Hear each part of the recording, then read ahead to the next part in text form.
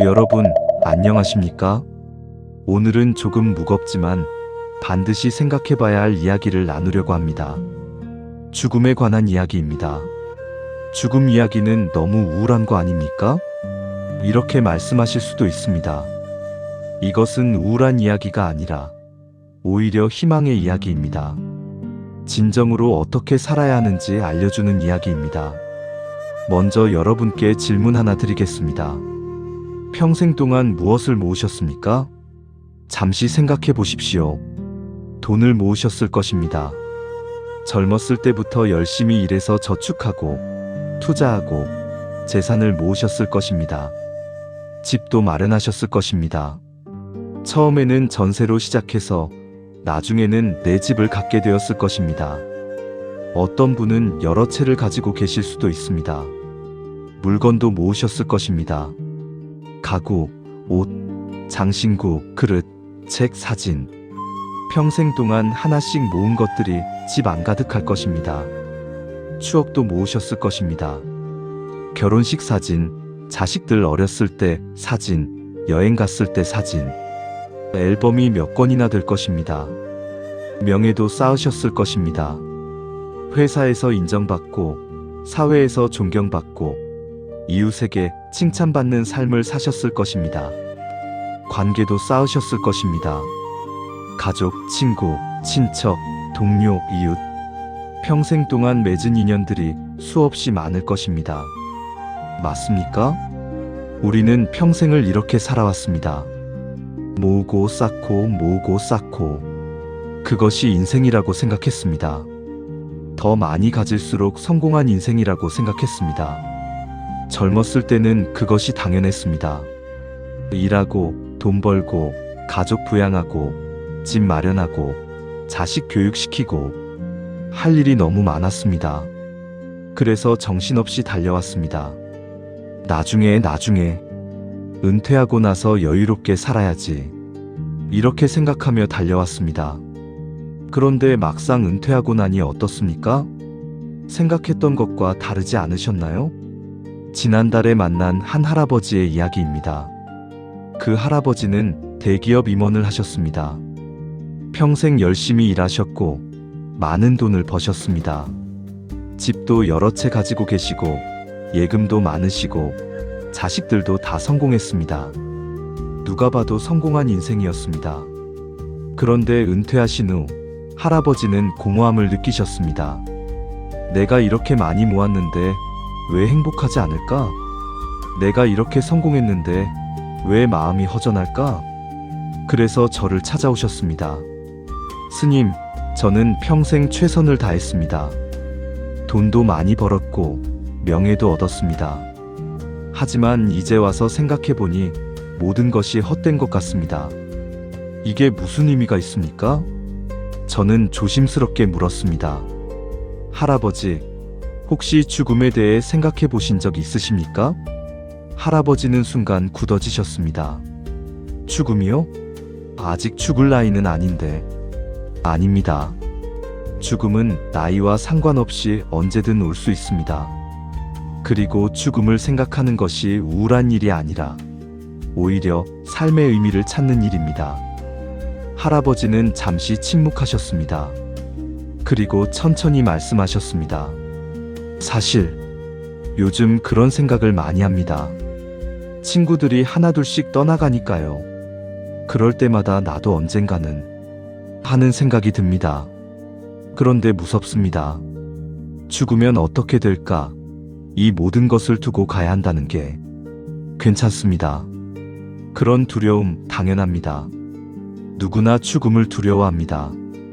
특히 우리 나이가 되면 더욱 그렇습니다. 젊었을 때는 죽음이 먼 이야기 같았습니다. 하지만 이제는 가까이 느껴집니다. 친구가 갑자기 세상을 떠났다는 소식을 들을 때, 병원에 갔다가 중병 환자를 볼 때, 장례식장에 갈 때 나도 저렇게 되는구나 하는 생각이 듭니다. 두렵습니다. 슬픕니다. 허무합니다. 내가 평생 모은 것들이 무슨 소용인가? 이런 생각이 듭니다. 하지만 여러분, 이것은 나쁜 생각이 아닙니다. 오히려 좋은 생각입니다.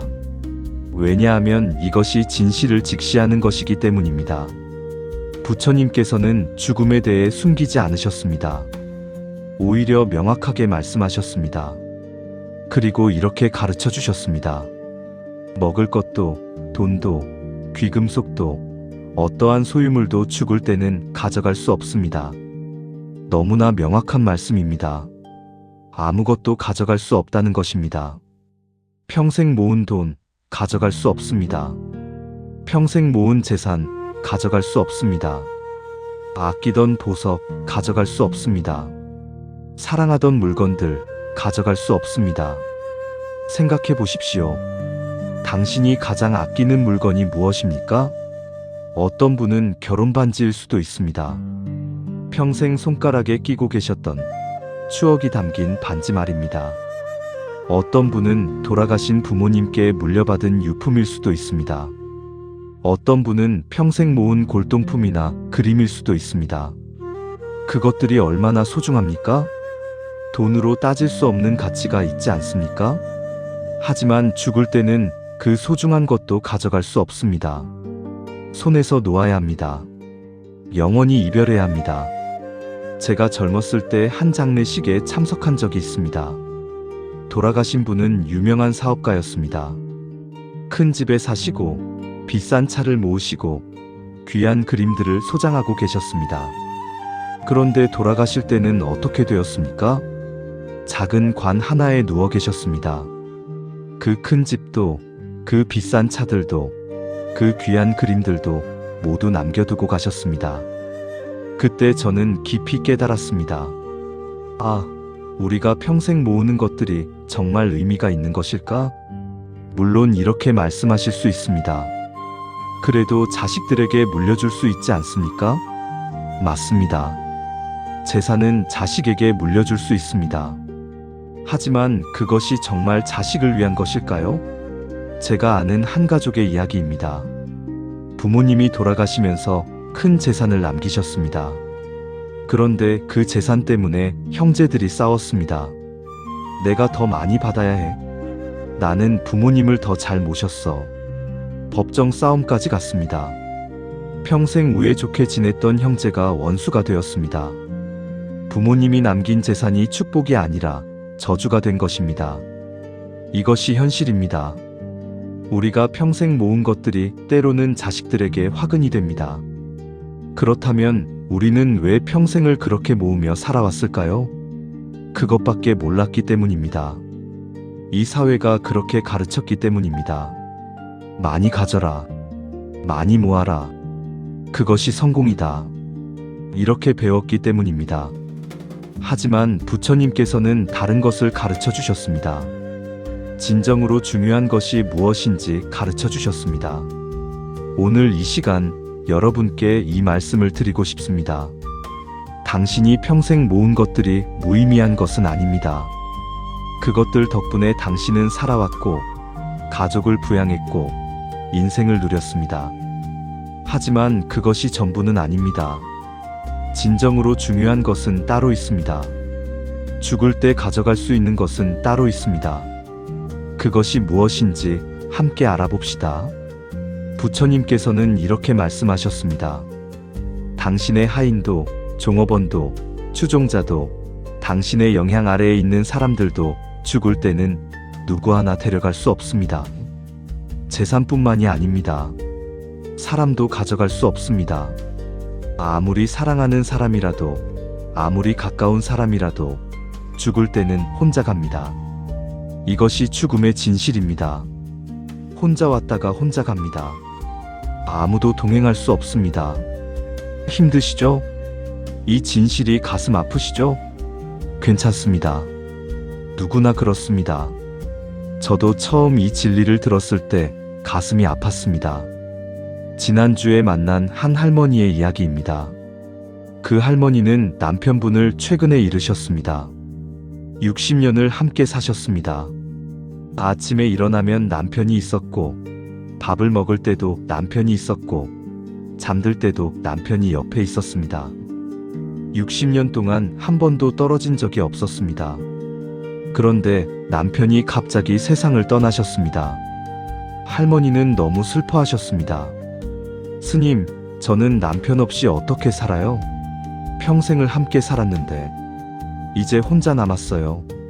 저는 할머니의 손을 꼭 잡았습니다. 할머니, 슬프시죠? 정말 슬프시죠? 그 마음 충분히 이해합니다. 할머니는 눈물을 흘리셨습니다. 60년을 함께 살았는데 마지막 순간에는 혼자 가시더라고요. 저는 옆에 있었지만 아무것도 해줄 수 없었어요.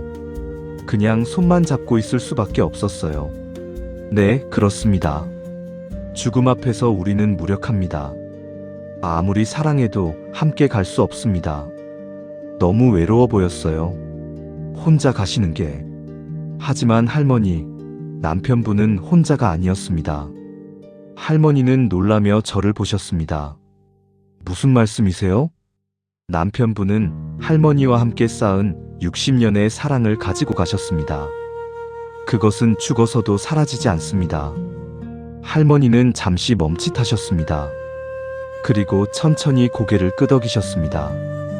이것이 부처님께서 가르쳐 주신 진리입니다. 사람은 가져갈 수 없지만 관계는 가져갈 수 있습니다. 아니, 정확히 말하면 관계 속에서 쌓은 업을 가져갈 수 있습니다. 이것은 나중에 더 자세히 말씀드리겠습니다. 먼저 부처님 말씀을 더 들어봅시다. 죽을 때는 모든 것을 잃습니다. 얼마나 단호한 말씀입니까? 모든 것입니다. 예외가 없습니다. 재산도, 명예도, 지위도, 권력도, 사람도 모두 잃습니다. 평생 쌓아온 것들이 한순간에 무너집니다. 생각해 보십시오. 당신이 평생 이룬 것들을 떠올려 보십시오. 사회적 지위가 있으십니까? 회사에서 임원을 하셨습니까? 사회단체에서 회장을 하셨습니까? 동네에서 존경받는 어른이십니까? 그것들이 얼마나 자랑스럽습니까? 얼마나 많은 노력 끝에 얻으신 것입니까? 하지만 죽을 때는 그 모든 것을 내려놓아야 합니다. 전 회사 이사, 전회 회장, 전동 이장, 이렇게 전자가 붙습니다. 그리고 결국에는 그것마저도 사라집니다. 시간이 지나면 사람들은 있습니다. 그분이 누구셨더라? 이렇게 됩니다. 제가 어렸을 때 우리 동네에 유명한 어른이 한 분 계셨습니다. 큰 사업을 하셨고 돈도 많으시고 많은 사람을 고용하셨습니다. 동네 사람들은 모두 그분을 존경했습니다. 아이들도 그분 앞에서는 조용히 했습니다. 그만큼 영향력이 있으셨습니다. 그런데 그분이 돌아가신 지 10년쯤 지났을 때 동네에 새로 이사 온 사람이 물었습니다. 여기 옛날에 큰 사업하신 분이 있었다던데 어떤 분이었어요?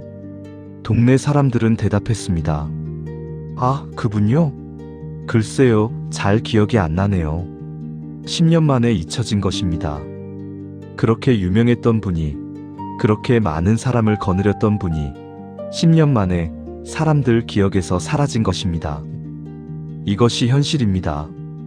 아무리 큰 영향력을 가졌어도 죽으면 끝입니다. 당신의 영향 아래에 있는 사람들도 죽을 때는 누구 하나 데려갈 수 없습니다. 부처님의 말씀이 맞습니다. 그렇다면 우리는 왜 평생을 그런 것들을 쫓으며 살았을까요? 명예를 쫓고 권력을 쫓고 인정을 쫓았을까요? 그것이 중요하다고 생각했기 때문입니다. 그것이 삶의 의미라고 생각했기 때문입니다. 하지만 죽음 앞에서는 모든 것이 무의미해집니다. 제가 수행할 때 한 큰 스님의 임종을 지켜본 적이 있습니다. 그 스님은 평생 큰 절에 주지를 하셨습니다. 많은 제자를 두셨고 많은 신도를 이끄셨고 사회적으로도 유명하셨습니다. 그런데 임종 직전 그 스님께서 하신 말씀이 있습니다. 이제 보니 모든 것이 꿈이었구나. 주지도 명예도 제자도 모두 꿈이었어. 진짜는 따로 있었는데. 그리고 조용히 눈을 감으셨습니다. 저는 그 말씀을 평생 잊지 못합니다. 모든 것이 꿈이었다. 그렇습니다. 우리가 평생 쫓았던 것들이 꿈과 같습니다. 잡을 수 있을 것 같지만 잡히지 않고, 영원할 것 같지만 사라지고, 의미 있을 것 같지만 허무합니다. 하지만 여러분, 이것이 우울한 이야기가 아닙니다. 오히려 희망의 이야기입니다. 왜냐하면 진짜를 발견할 수 있기 때문입니다. 헛된 것을 버리고 진짜를 발견할 수 있기 때문입니다. 부처님께서는 단지 모든 것을 잃는다고만 하시지 않았습니다. 그 다음 말씀이 있습니다. 죽을 때 유일하게 손에 남는 것. 무엇일까요? 그것이 바로 진짜입니다. 영원히 사라지지 않는 것입니다. 다음 파트에서 자세히 말씀드리겠지만 조금만 힌트를 드리면 이것입니다. 당신이 평생 어떻게 살았는가입니다. 무엇을 가졌는가가 아니라 어떻게 살았는가입니다. 무엇을 이루었는가가 아니라 어떤 사람이었는가입니다. 생각해 보십시오. 당신의 장례식을 상상해 보십시오. 조금 무거운 상상이지만 한번 해보십시오. 사람들이 당신을 추모하며 이야기합니다. 그때 당신은 사람들이 무엇을 이야기하기를 바라십니까? 그분은 돈이 정말 많으셨어. 그분은 큰 집에 사셨어. 그분은 높은 지위에 계셨어. 이런 이야기를 듣고 싶으십니까? 아니면 그분은 정말 친절하셨어. 그분은 어려운 사람을 많이 도와주셨어. 그분 덕분에 제 인생이 바뀌었어. 이런 이야기를 듣고 싶으십니까? 아마 후자일 것입니다. 누구나 그렇습니다. 재산이 아니라 인격으로, 지위가 아니라 선행으로, 권력이 아니라 사랑으로 기억되고 싶어 합니다. 그렇다면 왜 우리는 살아생전에는 재산과 지위와 권력을 쫓습니까? 모순 아닙니까? 이것이 바로 우리가 깨달아야 할 것입니다. 죽음이라는 거울 앞에 서면 모든 것이 명확해집니다. 진짜와 가짜가 구분됩니다. 중요한 것과 중요하지 않은 것이 보입니다. 오늘 이 시간 여러분께 이 말씀을 드리고 싶습니다. 죽음을 생각하는 것이 우울한 일이 아닙니다. 오히려 삶을 명확하게 보는 일입니다. 진짜 삶을 시작하는 일입니다. 이제부터 함께 알아봅시다. 죽을 때 유일하게 가져갈 수 있는 것이 무엇인지, 그것을 어떻게 쌓으며 살아야 하는지 말입니다. 이제 가장 중요한 부처님 말씀을 들어봅시다. 죽을 때 유일하게 손에 남는 것은 당신이 이 생에서 행동으로 쌓아온 신체의 업과 입으로 쌓아온 말의 업과 마음속으로 쌓아온 생각의 업, 단지 그뿐입니다. 이것이 답입니다. 죽을 때 가져갈 수 있는 유일한 것은 업입니다. 업이요? 그게 뭡니까? 이렇게 물으실 수 있습니다. 괜찮습니다. 쉽게 설명해 드리겠습니다. 업이란 우리가 평생 쌓아온 행위의 기록입니다. 무엇을 했는가, 무엇을 말했는가, 무엇을 생각했는가의 총합입니다. 마치 녹음기처럼 우리의 모든 행위가 기록되는 것입니다. 그리고 그 기록은 죽어서도 사라지지 않습니다. 이것이 부처님께서 발견하신 진리입니다. 조금 더 자세히 설명해 드리겠습니다. 부처님께서는 업을 세 가지로 구분하셨습니다. 첫째, 신체의 업입니다. 몸으로 한 행동입니다. 당신이 평생 몸으로 무엇을 했습니까? 누군가를 도와주셨습니까? 길에서 넘어진 사람을 일으켜 주셨습니까? 아픈 사람을 간호해 주셨습니까? 배고픈 사람에게 밥을 주셨습니까? 이런 것들이 신체의 선업입니다. 반대로 누군가를 때렸습니까? 물건을 훔쳤습니까? 폭력을 행사했습니까? 이런 것들은 신체의 악업입니다. 둘째, 말의 업입니다. 입으로 한 말입니다. 당신이 평생 어떤 말을 했습니까? 누군가를 칭찬했습니까? 격려했습니까? 위로했습니까? 진실을 말했습니까? 이런 것들이 말의 선업입니다. 반대로 거짓말을 했습니까? 욕을 했습니까? 험담을 했습니까? 이간질을 했습니까? 이런 것들은 말의 악업입니다. 셋째, 생각의 업입니다. 마음속으로 한 생각입니다. 당신이 평생 무엇을 생각했습니까? 다른 사람의 행복을 빌었습니까? 감사하는 마음을 가졌습니까? 자비로운 마음을 품었습니까? 이런 것들이 생각의 선업입니다. 반대로 질투했습니까? 미워했습니까? 해치려는 생각을 했습니까? 이런 것들은 생각의 악업입니다. 이 세 가지, 몸으로 한 것, 말로 한 것, 생각으로 한 것이 모두 업으로 쌓입니다. 그리고 이것이 죽을 때 유일하게 가져갈 수 있는 것입니다. 지난주에 만난 한 할머니와 나눈 대화입니다. 스님, 그럼 제가 평생 쌓은 업은 어떻게 됩니까? 좋은 업일까요? 나쁜 업일까요? 저는 이렇게 여쭤봤습니다. 할머니, 평생을 돌아보셨을 때 어떤 일이 가장 기억에 남으십니까? 할머니는 잠시 생각하시더니 말씀하셨습니다. 글쎄요, 여러 가지가 있지만 가장 기억에 남는 것은 이웃 할머니를 돌봐드린 일이에요. 어떤 일이었습니까? 옆집에 혼자 사시는 할머니가 계셨어요. 자식도 없고 몸도 불편하셨죠. 그래서 제가 몇 년 동안 밥을 해다 드리고 병원에 모시고 다니고 말벗이 되어 드렸어요. 그분이 돌아가시기 전에 제 손을 꼭 잡고 당신 덕분에 외롭지 않았어요. 고마워요라고 하시더라고요. 그 말씀을 들었을 때 정말 가슴이 뭉클했어요. 저는 할머니의 손을 꼭 잡았습니다. 그것이 할머니가 쌓으신 업입니다. 그 선한 행동, 그 따뜻한 마음, 그것이 할머니와 함께 갈 것입니다. 할머니는 눈물을 글썽이셨습니다. 그럼 제가 평생 모은 돈보다 그 일이 더 값진 거군요. 그렇습니다. 돈은 남기고 가지만 그 선행은 함께 갑니다. 이것이 업의 진리입니다. 우리가 평생 쌓은 업은 사라지지 않습니다. 좋은 업은 좋은 결과를 만들고 나쁜 업은 나쁜 결과를 만듭니다. 이것을 불교에서는 인과응보라고 합니다. 심으면 거둡니다. 선을 심으면 선을 거두고 악을 심으면 악을 거둡니다.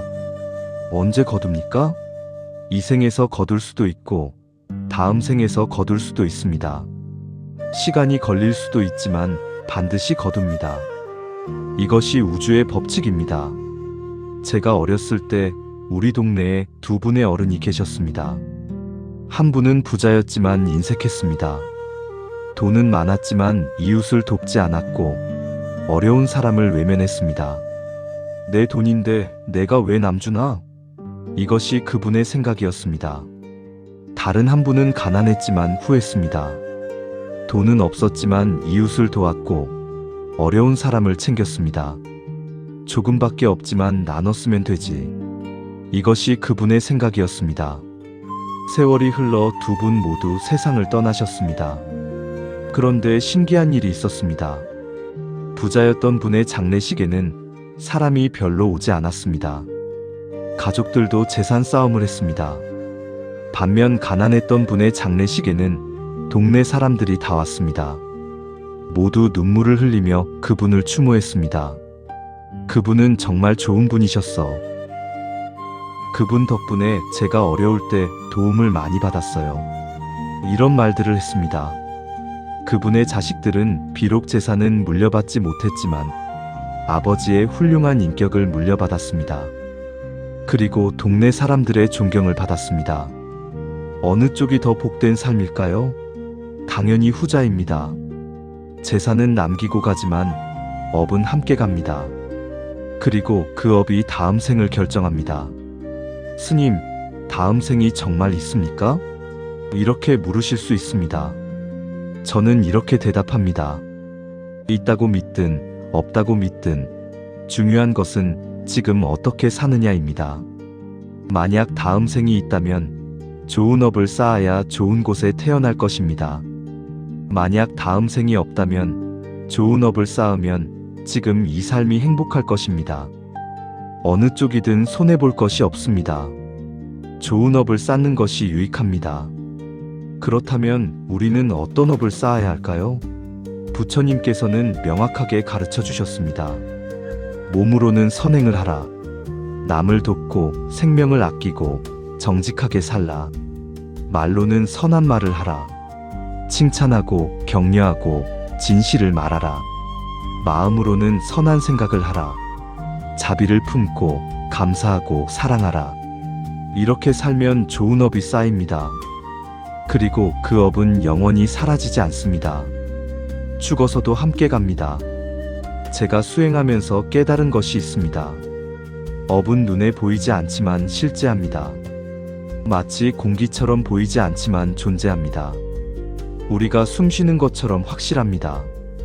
그리고 그 업이 우리의 미래를 만듭니다.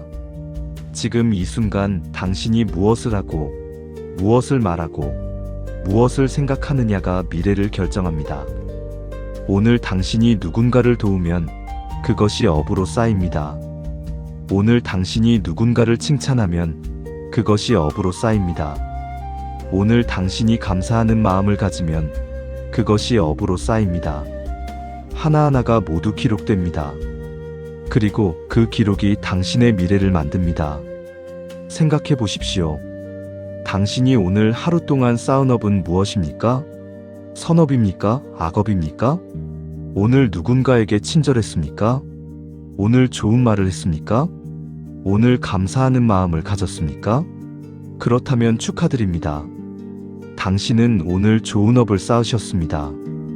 반대로 오늘 누군가에게 화를 냈습니까? 오늘 험담을 했습니까? 오늘 불평하는 마음을 가졌습니까? 그렇다면 괜찮습니다. 이제부터 바꾸면 됩니다. 업은 고정된 것이 아닙니다. 매 순간 새로 쌓을 수 있습니다.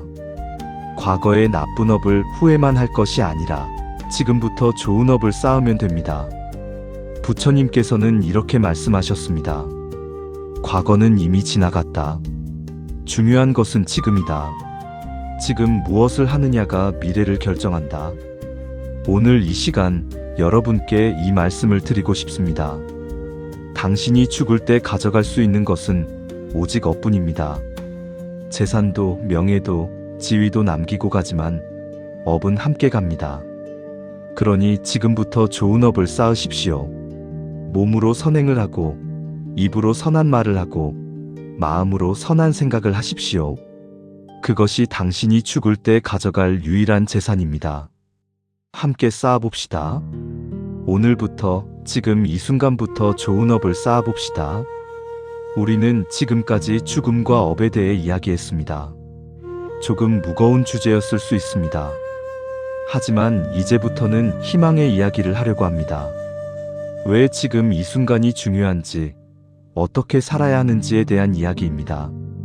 부처님의 가르침은 단순히 죽음을 두려워하라는 것이 아닙니다. 오히려 정반대입니다. 죽음을 알기에 지금을 더 소중히 살라는 것입니다. 어느 날이 마지막일지 모르기에 오늘을 최선을 다해 살라는 것입니다. 지난달에 만난 한 할아버지의 이야기입니다. 그 할아버지는 최근에 큰 병을 앓으셨습니다. 의사가 말했습니다. 6개월 정도 남으셨습니다. 할아버지는 충격을 받으셨습니다. 6개월? 그럼 올해 안에. 처음에는 절망하셨습니다. 이제 끝이구나. 내 인생이 이제 끝나는구나.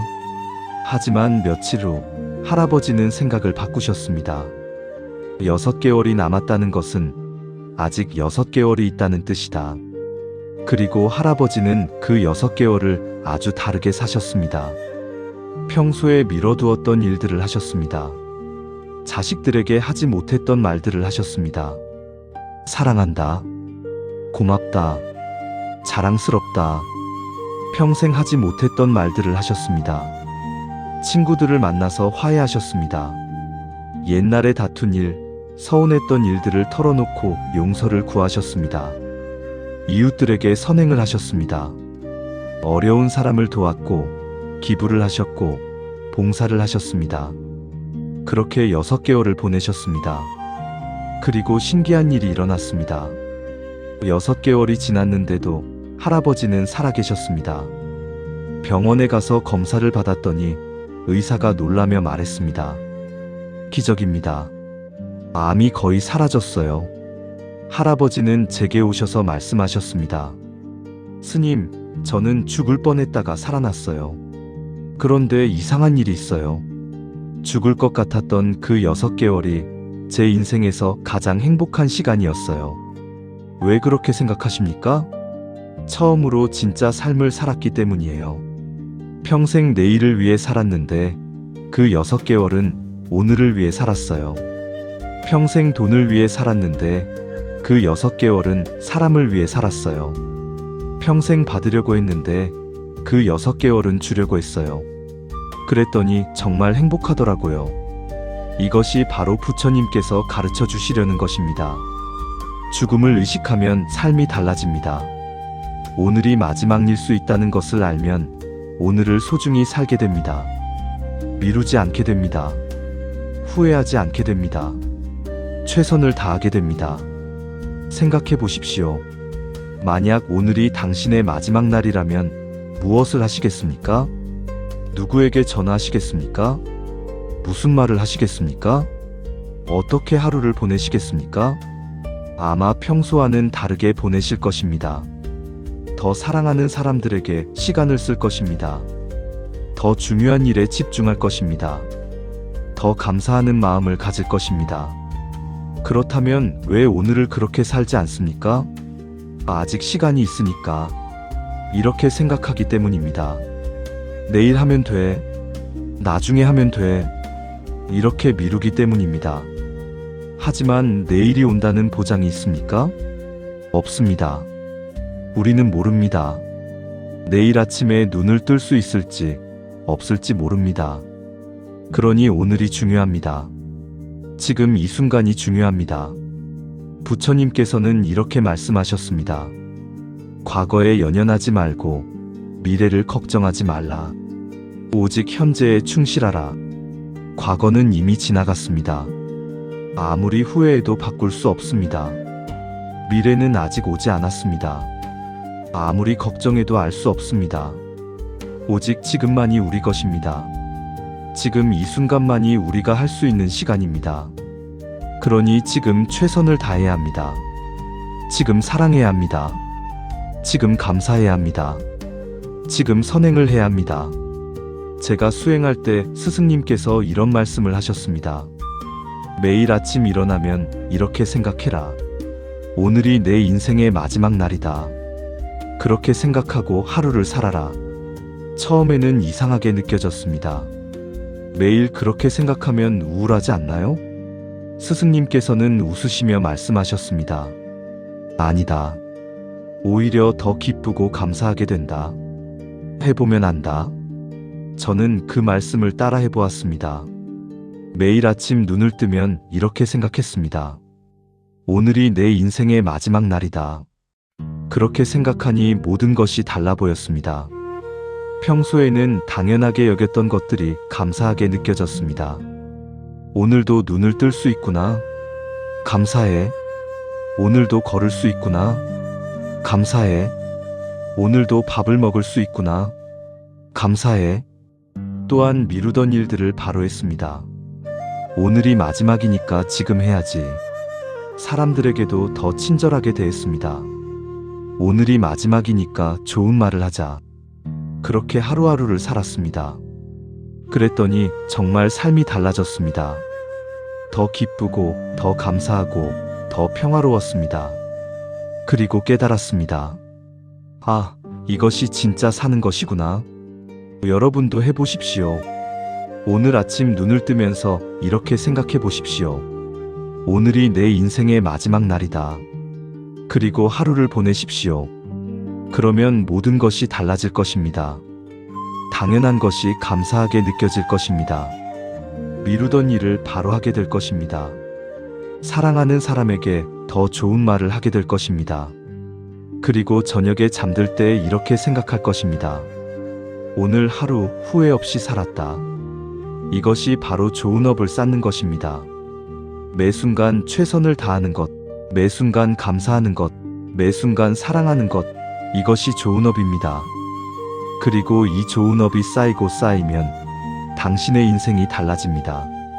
죽을 때 가져갈 수 있는 보물이 쌓이는 것입니다. 부처님께서는 이렇게 말씀하셨습니다. 하루하루를 마지막인 것처럼 살아라. 그러면 후회 없는 인생을 살 것이다. 우리 나이가 되면 특히 이것이 중요합니다. 젊었을 때는 시간이 무한한 것 같았습니다. 하지만 이제는 압니다.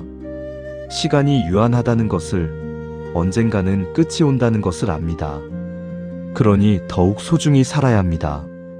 남은 시간을 헛되이 보내서는 안 됩니다. 불평하며 후회하며 미루며 보내서는 안 됩니다. 감사하며 사랑하며 최선을 다하며 보내야 합니다. 오늘 이 시간 여러분께 이 말씀을 드리고 싶습니다. 지금 이 순간이 가장 중요합니다. 과거도 미래도 아닌 지금입니다. 지금 무엇을 하느냐, 지금 무엇을 말하느냐, 지금 무엇을 생각하느냐가 당신의 업을 만들고 당신의 미래를 결정합니다. 그러니 지금 이 순간을 소중히 하십시오. 오늘이 마지막인 것처럼 살아보십시오. 그러면 후회 없는 인생을 사실 수 있을 것입니다. 함께 해봅시다. 오늘부터, 지금 이 순간부터 다르게 살아봅시다. 그렇다면 구체적으로 어떻게 좋은 업을 쌓으며 살 수 있을까요? 어렵지 않습니다. 거창한 것이 아닙니다. 일상 속에서 조금씩 실천하면 됩니다. 부처님께서 가르쳐 주신 방법을 하나씩 나눠드리겠습니다. 먼저, 신체의 업을 쌓는 법입니다. 몸으로 선행을 하는 것입니다. 스님, 저는 나이도 많고 힘도 없는데 무슨 선행을 합니까? 이렇게 말씀하실 수 있습니다. 괜찮습니다. 선행은 큰 것만 있는 것이 아닙니다. 작은 것도 선행입니다. 길에서 쓰레기를 주워서 쓰레기통에 넣는 것, 이것도 선행입니다. 계단에서 힘들어하는 사람을 도와주는 것, 이것도 선행입니다. 버스에서 자리를 양보하는 것, 이것도 선행입니다. 길 잃은 강아지에게 밥을 주는 것, 이것도 선행입니다. 화분에 물을 주는 것, 이것도 선행입니다. 생명을 아끼는 모든 행동이 선행입니다. 제가 아는 한 할머니는 매일 아침 산책하시면서 길에 떨어진 쓰레기를 줍습니다. 남들이 보면 이상하게 생각하지 않을까요? 저는 이렇게 대답했습니다. 그것이 무슨 상관입니까? 할머니는 좋은 업을 쌓고 계십니다. 할머니는 계속하셨습니다. 그리고 어느 날 동네 아이들이 따라하기 시작했습니다. 할머니, 저도 같이 주울게요. 할머니의 작은 선행이 아이들에게 영향을 준 것입니다. 이것이 선행의 힘입니다. 작은 선행도 파급 효과가 있습니다. 나 혼자만 좋은 것이 아니라 주변 사람들에게도 좋은 영향을 미칩니다. 둘째, 말의 업을 쌓는 법입니다. 입으로 선한 말을 하는 것입니다. 우리 나이가 되면 말의 힘이 큽니다. 젊은이들이 우리의 말을 귀담아 듣습니다. 손주들이 할머니, 할아버지의 말을 기억합니다. 그러니 좋은 말을 해야 합니다. 칭찬하십시오. 잘한다. 기특하다. 자랑스럽다. 이런 말을 자주 하십시오. 격려하십시오. 할 수 있어. 괜찮아. 다시 해보자.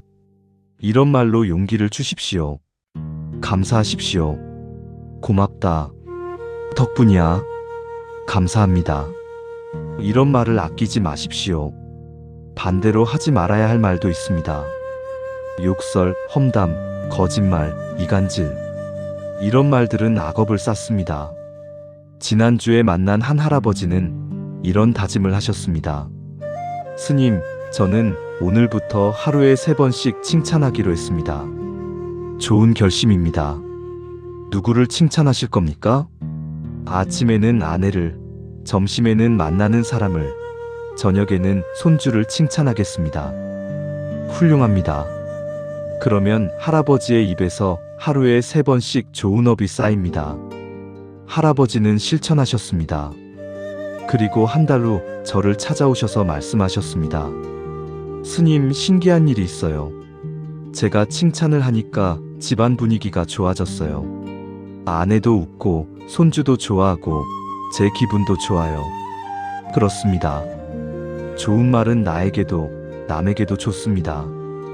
이것이 말의 업입니다. 좋은 말을 하면 좋은 업이 쌓이고 좋은 결과가 옵니다. 셋째, 생각의 업을 쌓는 법입니다. 마음속으로 선한 생각을 하는 것입니다. 이것이 가장 중요하면서도 가장 어렵습니다.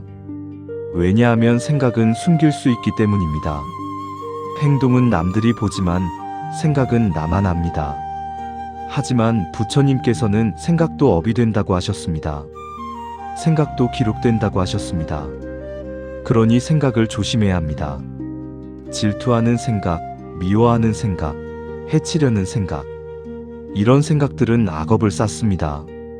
설령 행동으로 옮기지 않아도 생각만으로도 업이 됩니다.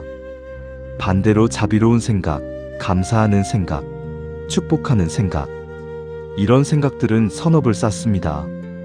그렇다면 어떻게 생각을 선하게 만들 수 있을까요? 명상입니다. 매일 조금씩 명상하면서 마음을 살피는 것입니다. 지금 내 마음에 어떤 생각이 일어나는가? 이 생각이 선한가, 악한가? 이렇게 관찰하는 것입니다. 그리고 악한 생각이 일어나면 알아차리고 놓아버리는 것입니다. 아, 내가 지금 질투하고 있구나. 놓아버리자. 아, 내가 지금 미워하고 있구나. 놓아버리자. 이렇게 연습하는 것입니다.